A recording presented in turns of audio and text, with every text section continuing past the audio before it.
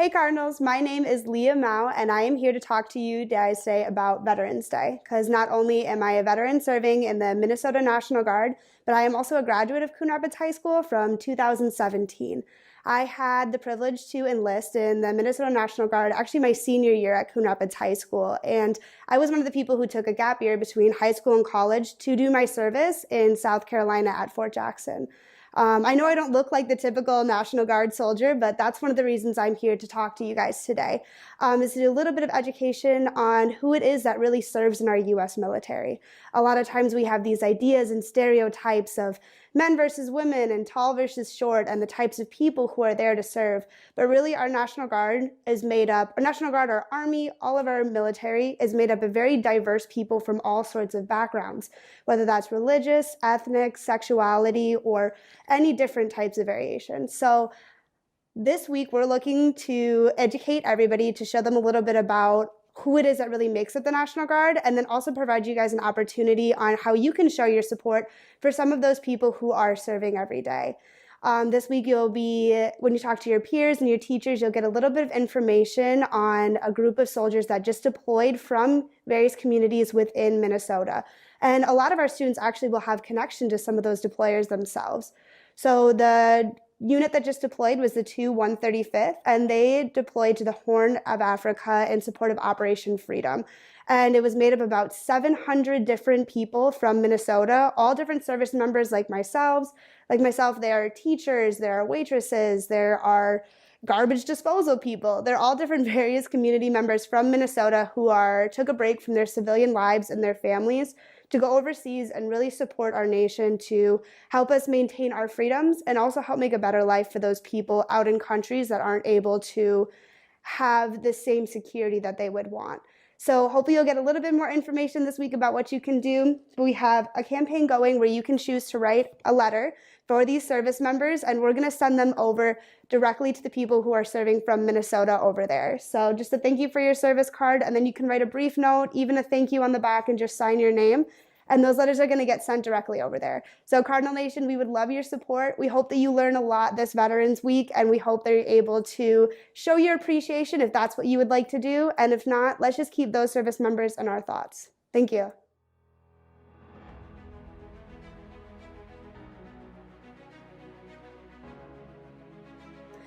In thinking about the indigenous people's roles within the U.S. military conflict, you must go back to the land, traditions, and families who were here from the very beginning of our nation.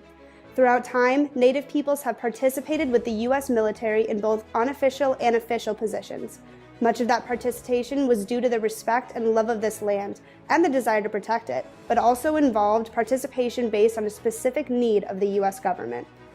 One very incredible example of this was the role of our code talkers. During World War I and World War II, a variety of American Indian languages were used to send secret military messages, codes that enemies were never able to break. In World War I, Choctaw and other American Indians transmitted coded messages by telephone in their tribal languages. Although not used extensively, the telephone squads were key in helping the United States win several battles that ended the war. Beginning in 1940, the Army used American Indian recruiters to find native language speakers who were willing to enlist. The Marine Corps recruited Navajo code talkers in 1942 and very soon established a code talking school. Over 200 Navajo code talkers participated on the landing of Iwo Jima. 5th Marine Division were on the north side of the island. A company of Marines were pinned down real badly. They were being fired upon from 3 different directions. Mortar shells were being dropped down. They were hunkering desperately in their foxhole. Company commander wrote down a message asking for help, handed to a Navajo code talker. This is what the Navajo code talker said. This is the actual message that was sent on Iwo. Tepe ana hachi bi dati tahi de na sonse taji klochin sita sa ta asta na kip shash. What does that mean? This is what he said in Navajo. Sheep, eyes, nose, deer, destroyer, tea, mouse, turkey, onion, Sick horse, 3, 6, 2, bear. As each Navajo word came through the air, the code talker down at the beach command post, he writes it down in English. What did he write down? Send demolition team to hill 362B. There were 3 hills on the north side, 362A, 362B, and 362C. Beneath 362B was the problem. This message took 20 seconds. After 20 seconds, Beach Command Post organized a rescue team to save that company of Marines.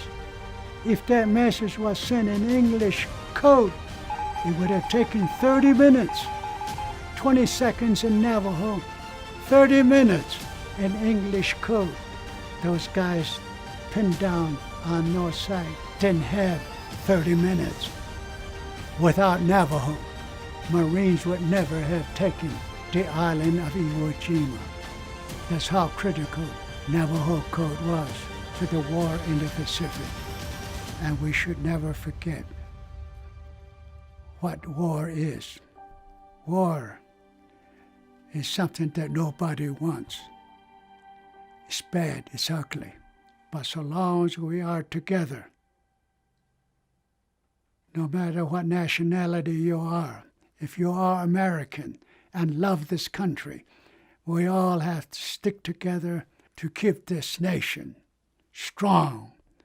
Our freedom and liberty means so much, meant so much for those who never made it home. So it's up to us now to keep this nation strong and prosperous. As with most marginalized groups, women have always been a part of our military system. There were traditional roles of nurses, cooks, and seamstresses dating back to the formation of our country. But we have also had women who joined in fighting efforts before women were allowed to fight. From the Revolutionary War to present-day conflicts, women have proudly served in the U.S. Army, Navy, Air Force, Marines, and Coast Guard as nurses, pilots, engineers, soldiers, and other specialties. During World War I, about 35,000 women officially served as nurses and support staff. During World War II, 140,000 women served in the U.S. Army and the Women's Army Corps, performing critical jobs such as military intelligence, cryptography, and parachute rigging.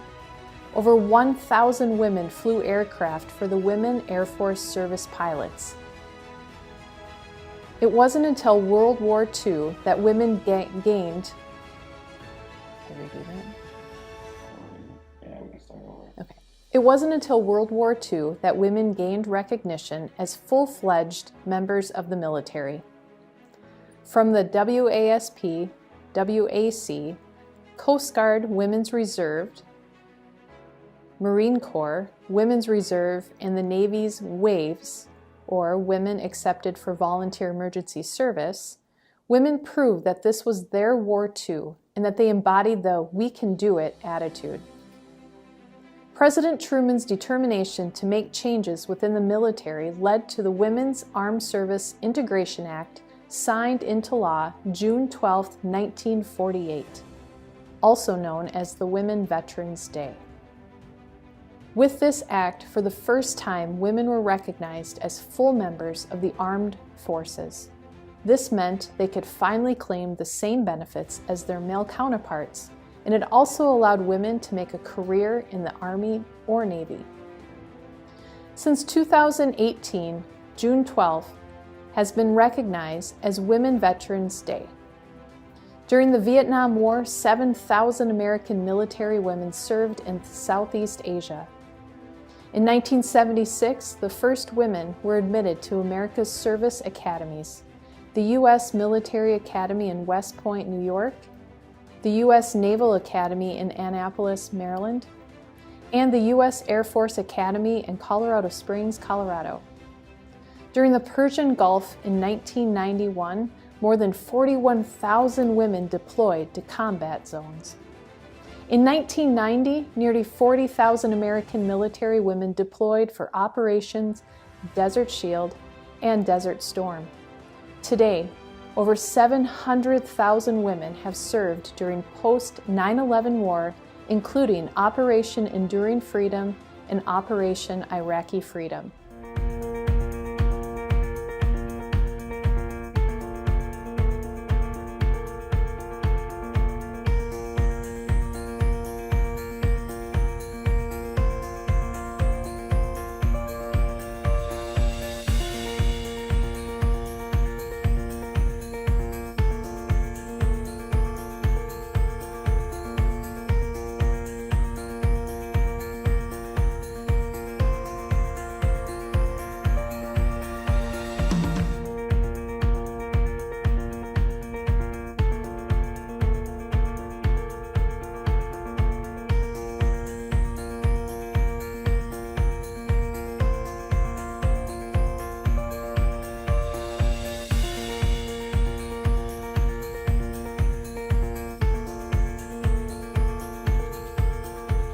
One of my priorities as Secretary of Defense has been to remove as many barriers as possible for talented and qualified people to be able to serve this country in uniform.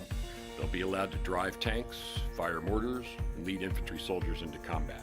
They'll be able to serve as Army Rangers and Green Berets, Navy SEALs, Marine Corps Infantry, Air Force parajumpers, and everything else that was previously open only to men. Asian Americans began their lives in the U.S. following immigration driven by the gold rush and later out of a desire to acquire jobs in the railroad industry. These families were leaving behind their lives of poverty, starvation, and living in class systems in which upward mobility did not exist. The first documentation of Asian Americans in the military comes in the Civil War, and numbers continue to increase thereafter.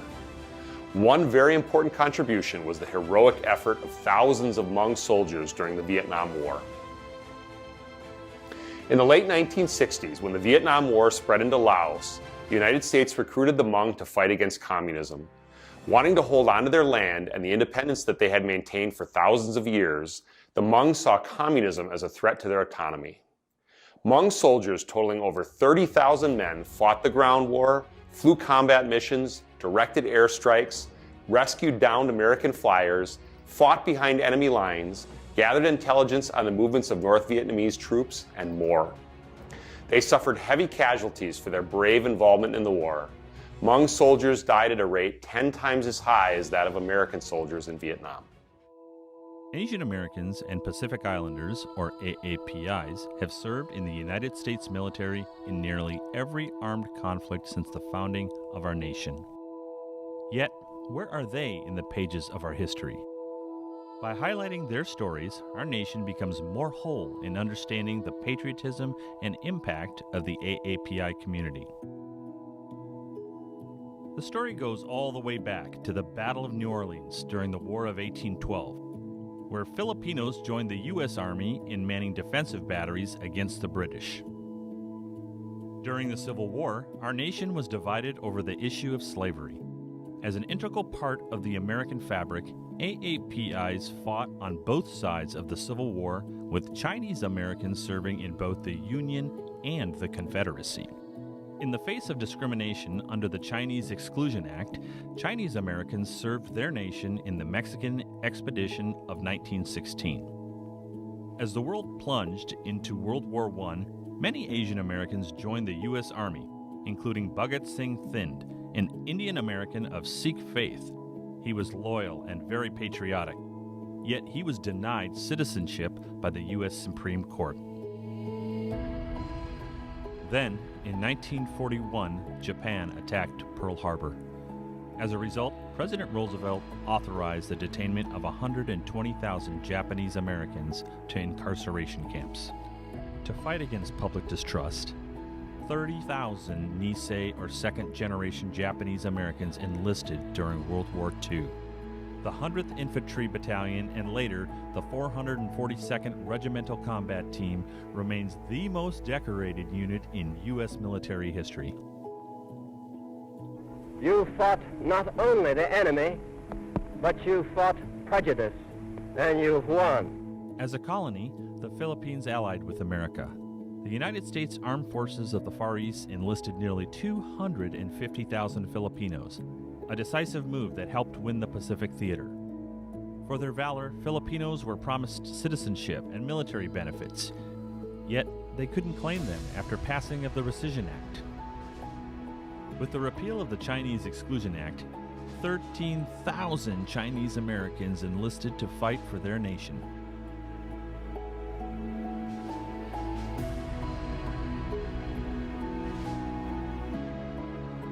The Women's Army Corps also recruited Chinese and Japanese Americans to support military intelligence efforts. Hazel Ying Lee broke gender and ethnic barriers as one of the first Chinese Americans in the Women Air Force Service pilots.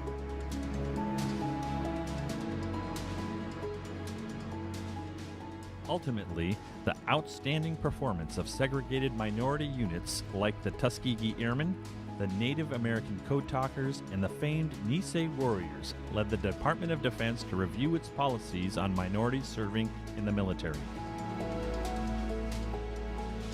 The reviews led to the gradual integration of the U.S. military. After World War II, a large number of AAPI recruits and combat veterans continued to serve with fervor. U.S. military bases in the Philippines recruited Filipinos. At one point, there were more Filipinos in the U.S. Navy than the Philippine Navy. In the Korean War, Major Kurt Chuen Lee and Colonel Young Ok Kim broke barriers of segregation by respectively becoming the first Marine officer of Chinese descent and first Korean American to lead the combat battalion. In the 1950s and 60s, AAPIs assumed greater roles and acceptance in American society and culture. Medal of Honor recipient and World War II hero Daniel K. Inouye was elected to the U.S. House of Representatives and later became a U.S. Senator.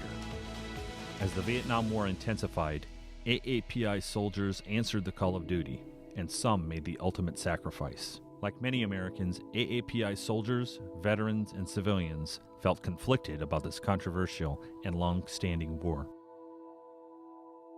By the 1970s, a wave of Asian immigrants resulted in more enlistments in the U.S. Armed Services.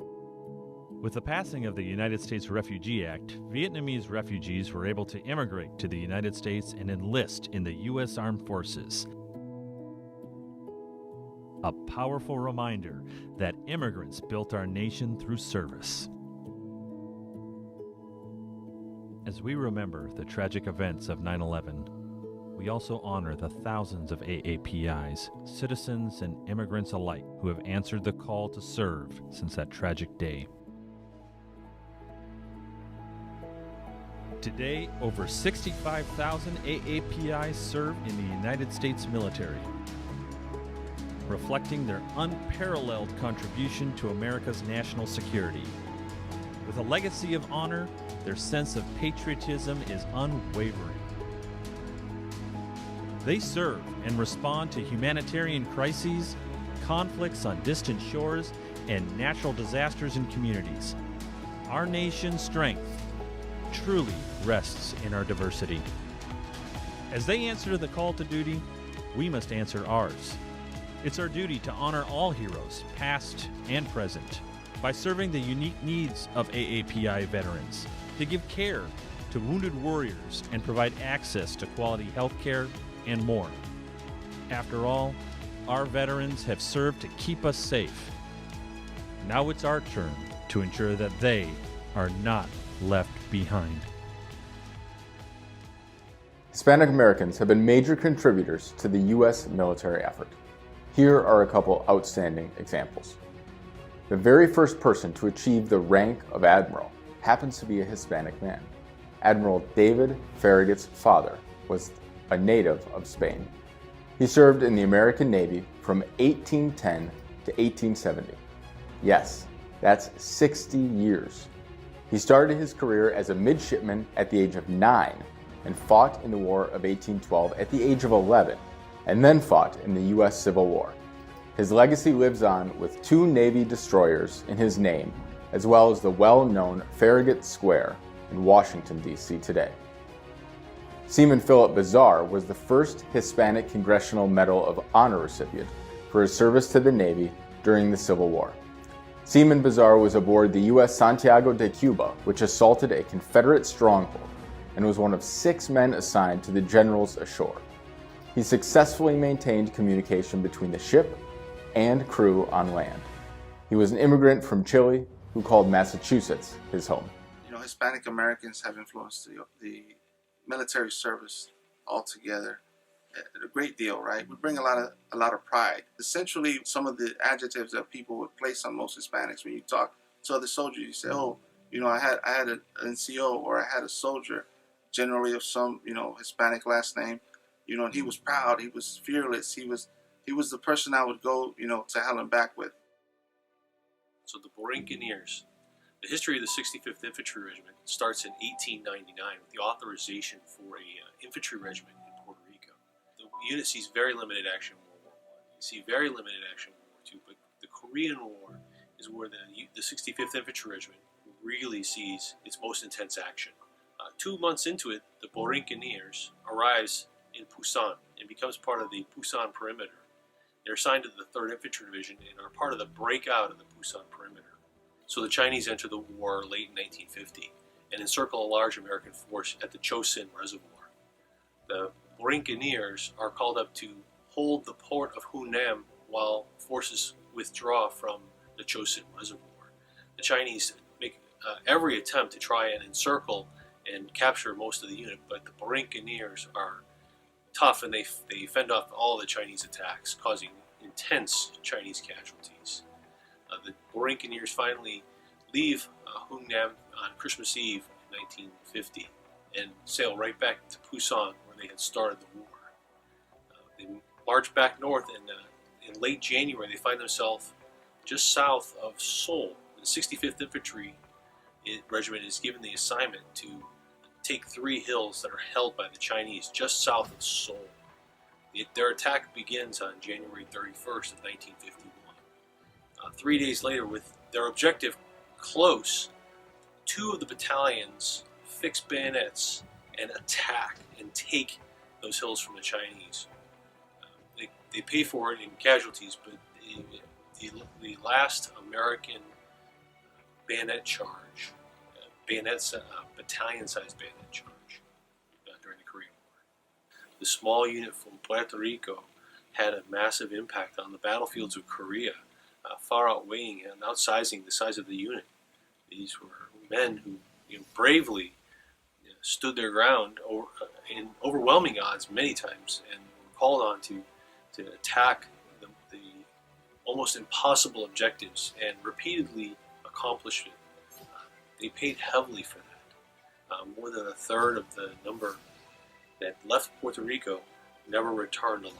They made the ultimate sacrifice for their country. You know, if you look at history, there's been a lot of, you know, history on it. When you talk about military service, Master Sergeant Roy P. Benavides, you know, being awarded the Medal of Honor for his actions in Vietnam. The 65th Infantry, the Borinqueños, out of Puerto Rico, you know, they were one of the most distinguished units coming out of the Korean War. It was their pride and their strength of who they were as a people that pushed that organization forward, even though when they knew that the odds were against them. That small organization doing that leveraged other organizations to think the same way. Well, I think it's important that we recognize Hispanic American role in the organization, because we're one part of a large part of the military. But just not only the Hispanic Americans, but I think we need to recognize everybody's culture that has played a large part into building what we are right now, the most elite force in the world. Members of the LGBTQ community have also been prominent contributors to the U.S. military effort. Often these heroic efforts came despite tremendous opposition. Here is the story of one courageous service member, Leonard Matlovich. Technical Sergeant Leonard P. Matlovich was a Vietnam War veteran, recipient of the Purple Heart and the Bronze Star, and the first gay service member to purposely out himself to the military. His fight to stay in the United States Air Force after coming out placed him directly in the media limelight. Matlovich became an icon around which the gay community rallied. His photograph appeared on the cover of the September 8, 1975 issue of Time magazine, making him a symbol of pride for thousands of gay and lesbian service members. And he was also the first named openly gay person to appear on the cover of U.S. News magazine. It's Sergeant Major Kiana Washington. I work at the 65th Med Brigade as the Operations Sergeant Major. I think about like that young soldier, that young sergeant who says, man, I'll never be able to do this because I believe people will see me in this way. It's important for me to show them that you can make it. I'm very proud to say my wife. I'm very proud to say I'm married. I'm very proud for people to know who I am authentically because I want my soldiers to share who they are with me authentically. I have been very blessed with the opportunity to be a commissioned officer in the United States Army. At first, I was very anxious about it, but in my first assignment, I took a same-sex partner to a military ball. After that, I had soldiers actually come up to me afterwards and come out to me. It was really important, not for me, but for the very fact that they could see, it's okay, I can still be gay or lesbian, whatever it happens to be, and I can still be successful, I can still be a leader, I can still be a commissioned officer, I can go on and I can make powerful change. I have LGBT posters and pictures of me and my partner up on my desk. So what I hope that it's doing is creating an open environment for everyone who comes in. I've had soldiers in the past or airmen in the past who've come up to my desk and opened up about their own sexuality and how they might have been nervous coming over to Korea, but they're good to see that there is more of an open community here. You've got some people who are, closeted, they're, they're introverted, they're not extroverted yet, they're not comfortable, and I think it's very important for them to see how comfortable you can be being out. It is okay to be yourself, and if you are a stronger person, let others see you be strong so that they know that they can be strong. And likewise, if you're not as strong as some of those other people, turn to those people and find the ones that'll love and support you because you're valued.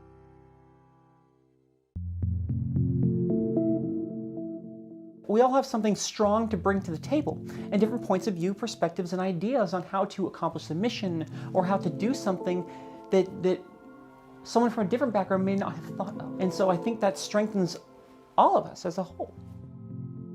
Love everyone. Don't be rude. Just accept people. Just because you don't understand it doesn't mean that you shouldn't give it a chance, and doesn't mean you should be afraid of it. I hope that me being out and being gay in the Army, especially in uniform, that it inspires other people to be themselves. The LGBT community is here and it should be recognized, and whether people decide to recognize us or respect us, we will be here. We're not going anywhere. We're all service members, and we're just trying to protect and defend our country. That's all we're trying to do. Who we are in our personal life is our personal life. All we're trying to do is just make sure that we're not going to get beat up in the streets, or that we don't have to worry about the safety of our friends or our families back home. We just want to go to work, we want to serve our country, and we want a life just like everyone else. Though it has taken a great deal of time to properly recognize the contributions of Black Americans throughout our country's military history, Black Americans have served our country with honor and strength since the Revolutionary War, and the U.S. military was one of the first organizations of its kind to desegregate. Let's learn a little bit about one such brave group, the Tuskegee Airmen. The Tuskegee Airmen were the first Black military aviators in the U.S. Army Air Corps, AAC, a precursor of the U.S. Air Force. Trained at the Tuskegee Army Airfield in Alabama, they flew more than 15,000 individual sorties or attacks in Europe and North Africa during World War II. Their impressive performance earned them more than 150 distinguished flying crosses and helped encourage the eventual integration of the U.S. Armed Forces. By the time the 332nd flew its last combat mission on April 26, 1945, 2 weeks before the German surrender, they had destroyed or damaged 36 German planes in the air and 237 on the ground, as well as nearly 1,000 rail cars and transport vehicles and a German destroyer. In all, 66 Tuskegee-trained aviators were killed in action during World War II, while another 32 were captured as prisoners of war after being shot down.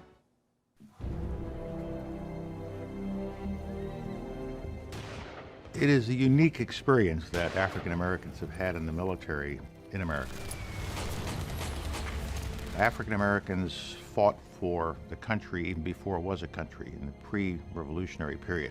And every time in the course of our first couple of hundred years that we had a conflict and we called upon all citizens, black citizens as well, to serve, blacks stepped forward.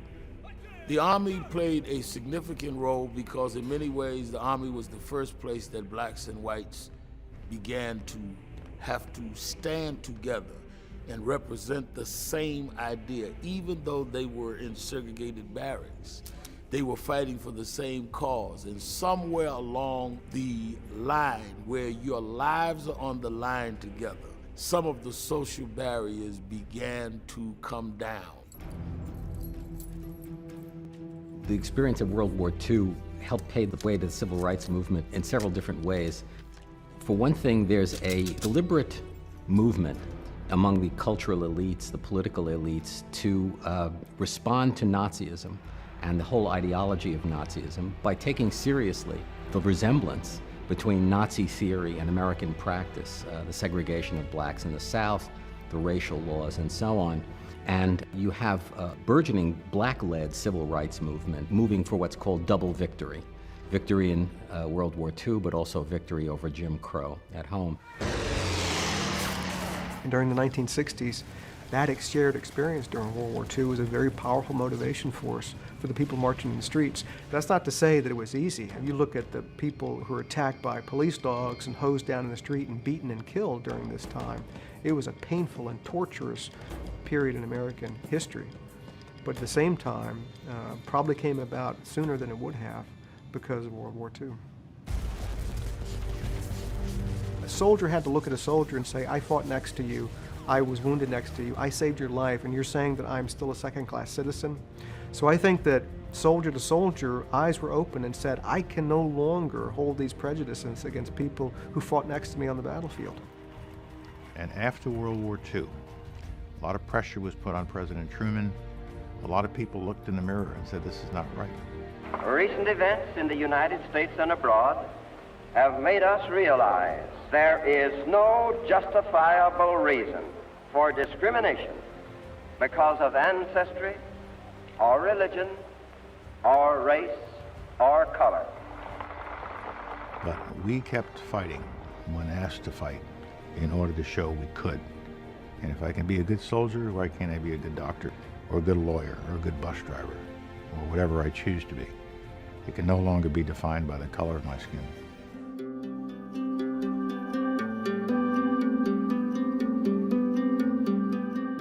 You know, some people are calling it the Miracle on 4th Avenue. Inside several cottages of the old state hospital in Anoka, a new life is beginning for local war heroes. We're in the sitting room.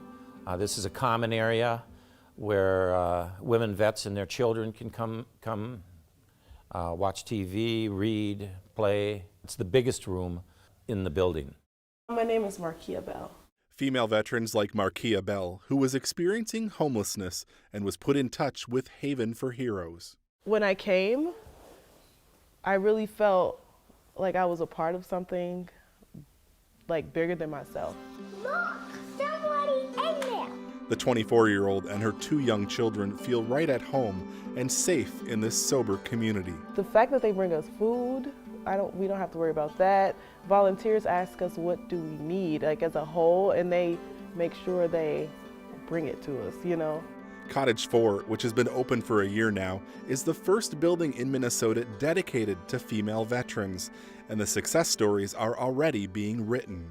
We had a young lady who got on her feet, got her own apartment, and as a matter of fact, one of the companies that donates furniture to us donated all the brand new furniture to her to set her up in an apartment.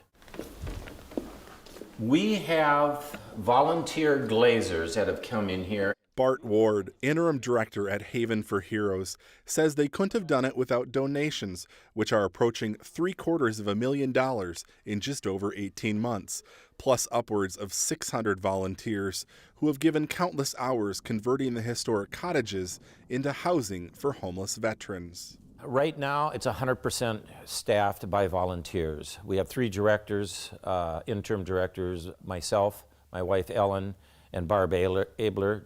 Jim Abler continues to guide the construction part of the projects. Barb and Ellen have put together a professional team of volunteers who are involved in the administration of this operation. Record my pressures, and everything looks good. Volunteers like Tom Mevison, a licensed boiler engineer who didn't think twice about helping others in need. I volunteer here because I thought my background as a building maintenance mechanic would be a good fit. But that's not all. In addition to monitoring the boilers, Tom volunteers 1 day a week on the administrative team. Well, I answer the phone, sort mail, greet visitors, assist the director. The veterans themselves are also stepping up. One veteran serves as house manager on each floor, and they pitch in wherever else they are needed. I've taken care of, been the kitchen manager, taking care of building and maintenance, donations, supplies, and just pretty much anything that I saw needed to be done. Pat Daly, who served in the Navy, currently calls Cottage 2 home. He appreciates the sense of brotherhood at Haven for Heroes. You know, I got here, I was on a bicycle. First guy I asked was another fellow Navy guy. I needed some help getting my stuff over here. Boom, he didn't hesitate. Within an hour, I had all my belongings here. Daly says he wanted to be around other people, people who understand him completely. Isolation was always,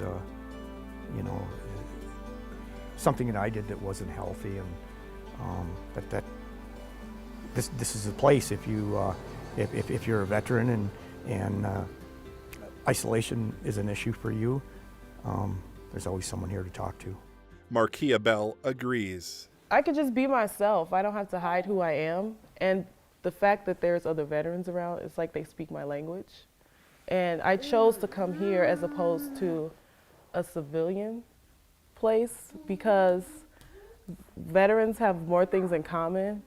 I feel like with me, because I'm a veteran, as opposed to civilians, we can uplift each other in a way that nobody else understands. Both Markia and Pat are using the facility as they transition to the next phase of their lives. I would say we're probably half transitional right now in terms of transitioning people, having them come and stay with us, and then they transition out, find work, get skill sets that they need, maybe just overcome some issues that they might have had with family issues, addiction issues, physical issues, mental issues. But others with serious combat injuries may never leave, and that's okay, because at Haven for Heroes, they are right where they belong. We are on the front end of this venture. I think in a couple of years you'll see this run differently.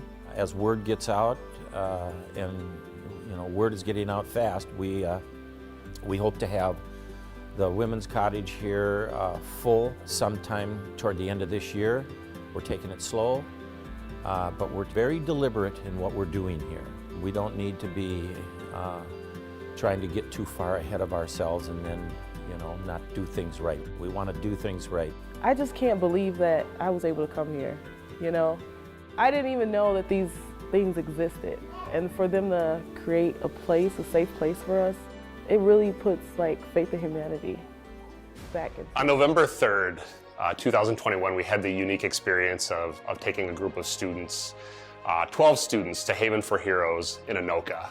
Haven for Heroes provides housing for veterans who are down on their luck, homeless, have had issues and need support. And it's a wonderful, wonderful place, beautiful building that has been taken care of by those who live there. And it's an exciting place because we had the opportunity to talk to veterans from Vietnam, from Korea, Afghanistan, just about any conflict that you can think of around the globe. They have servicemen and women who have served there living in that building together. And the bond that they have formed was something that we had the chance to experience just by sitting there for a couple of hours and asking questions and hearing about not only what it was like to serve, but also what it's like to come back into society after serving and come back here and sort of face all the difficulties that someone who has given so much experiences coming back. Our kids were wonderful. We had some really, really great questions and we learned so much. I think we all have a new appreciation for the veteran experience and a new appreciation for what those people went through to provide safety for us and for others around the globe. And it is a wonderful place, and I would suggest that any of you that have the opportunity to visit and potentially do some volunteer work, take advantage of that, because there are some wonderful, great people that are living there that have a lot to share and a lot to teach us. So I really learned that they create an intense fraternal bond where they're really like a brotherhood, and that happens when they get home and throughout the entire time that they're enlisted. And that's especially present when there's loss, during battle, when they're enlisted, or even when they're home. And it really makes me appreciate what they go through and how we only have one day to kind of look at that and acknowledge how much the togetherness is. A value of this place is a place to learn and to grow from, and to get back into society and have people to look onto and to work through all the problems with PTSD and depression and anxiety, and kind of like what someone else said, with the fact that they have people to support them. And it's very important because a lot of people would probably feel alone if they didn't have this. They were going to go through this all alone and they didn't know what to do. The bond they have on and off the field, it's very special. More special than what you'd think it would be. Obviously, even though they don't know each other, if they're from different branches, they still have to watch each other's backs, their brotherhood. I think the veterans devoted their life for the well-being of America, so they deserve the respect. They fought for each other. They said they were ready to die for each other on the battlefield. I always knew that they had always been heavily affected after going out and risking their life, but I never realized how close of a bond they would form and how they kind of keep that through the rest of their life.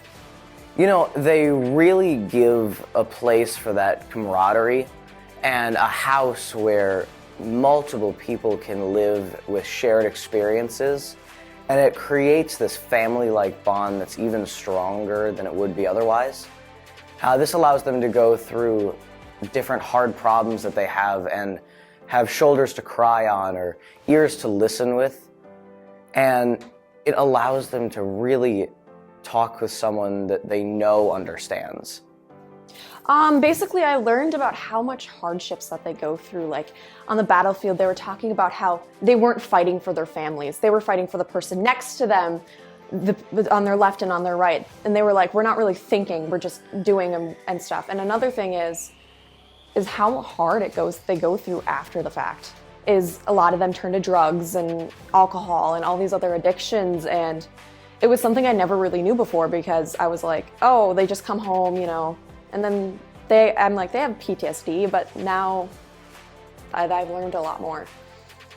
It is very valuable. It is special because all veterans there get to talk about their experience on the field, even though they've experienced death, seen someone die right in front of them in their hands. They get to talk to someone right next to them, and they know that person can support them. Veterans for Heroes is a great place because it provides housing for homeless veterans who have low income, so when they get there, they live like brothers. There are people that will deal with mental illness, but they come as one, they live together. It's a way for them to cope, basically, without doing things that can really affect their life and ruin them. And they all, even if they weren't together in battle, they all come together and help each other. So when I was at Haven for Heroes, I learned a lot there. And like, they were so nice, it warmed your heart.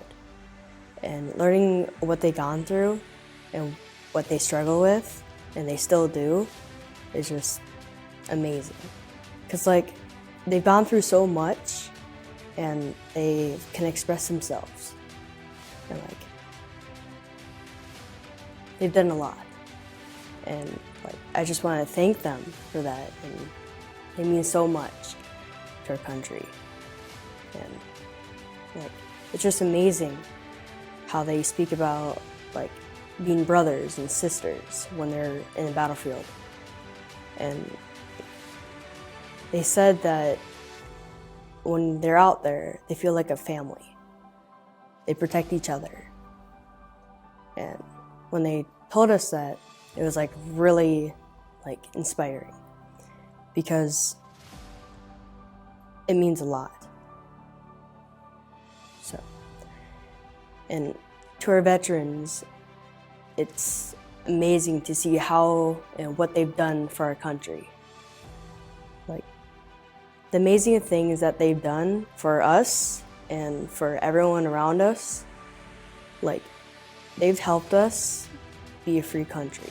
They've helped us not be in war. So, I just want to thank them.